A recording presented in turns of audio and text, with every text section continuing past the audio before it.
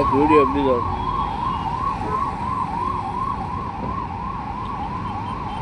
આપણો કાયાનો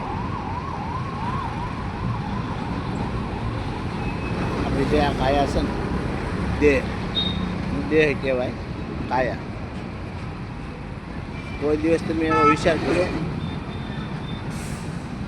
કે આનું સંચાલન કોણ કરે છે, અંદરથી શું થાય છે?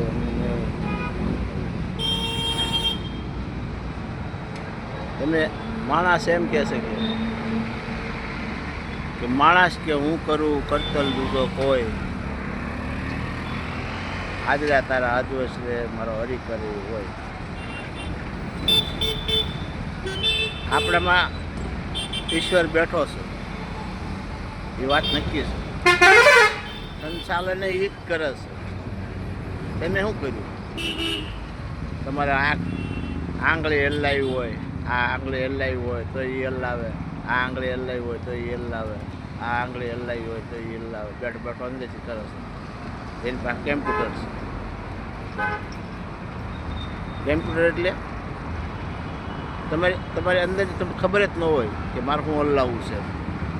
આ પગને હાલવું હોય તો તમારે હાલવાનું, એને હાલવાનું, એને હકાવવાનું. નજર કરીને જોવું હોય તો એને જોવાનું,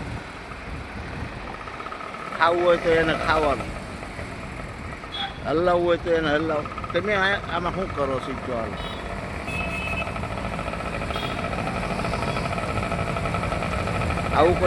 આવું કોઈ જ્ઞાન કર્યું છે? આવી કાયાનું જ્ઞાન કોઈ કર્યું છે? એક રૂવાડું પણ આપણીથી કાંઈ હલતું નથી. હલાવવાળો એ બેઠો છે, દુઃખ વેઠવાવાળો એ બેઠો છે, સંચાલન કરવાવાળો એ બેઠો છે. તમને કોઈ દિવસ એવો વિચાર આવ્યો કે હા તું કોણ કરે છે? આપણી કાયાની અંદર જે કાંઈ વસ્તુ થાય છે કોણ એનું સંચાલન કોણ કરે છે અંદરથી બેઠો બેઠો, એ તમે કોઈ દિવસ વિચાર કર્યો? તમારું જો એનું બેલેન્સ હશે ને ત્યાં લગન તમને કહી દે કે આમ કરીને તમે એની વાત નહીં માનો એટલે તમારું એક પલમાં પીંડલું વળી જાય. હા, એક જ પલમાં પીંડલું વળી જાય. તમે ગાડી પર બેઠા હોય ને તરત જ તમને શોટ આવે કે રાવા દે. ગાડી તમે આપો છો, એ નથી આપતો ગાડી.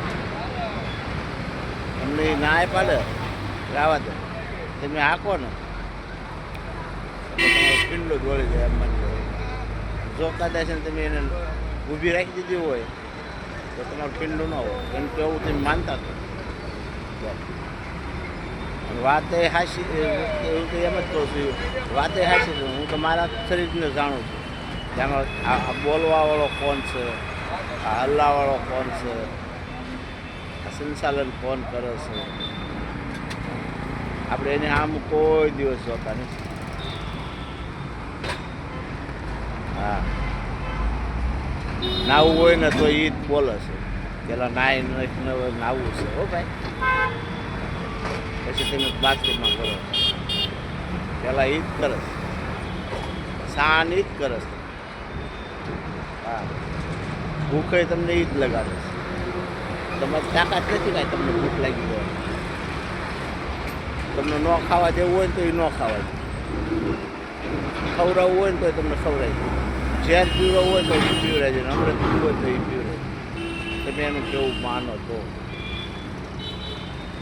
હાવ સત્ય જ્ઞાન છે. એટલે તમારી કાયાનો અંદર જે બેઠો છે ને, સ્ટીરિંગ હાકે છે ને, એને તમે પૂછો અને એની શાન તમે ઓળખો ને તો તમે મહાન સંત થઈ ગયા માનજો.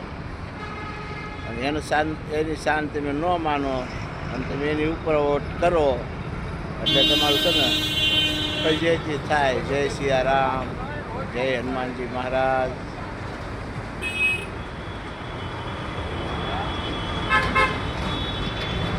હું તો એમ કહું છું કે ભાઈ સત્તા તમારી અંદર નથી, સત્તા તમારી બહાર હાલતી છે, સત્તા તમારી બહાર હાલતી છે, પણ અંદરવાળો શું કહે છે તમારે વિચાર તો કરવો પડે કે નહીં. અંદરવાળો હું બોલે છે, જે હું કરું છું ને એ ઠીક જ કર્યા જાઉં છું, હું પણ આમાં બધું આવી વસ્તુ ન કરે. જય ભગવાન, જય શ્રી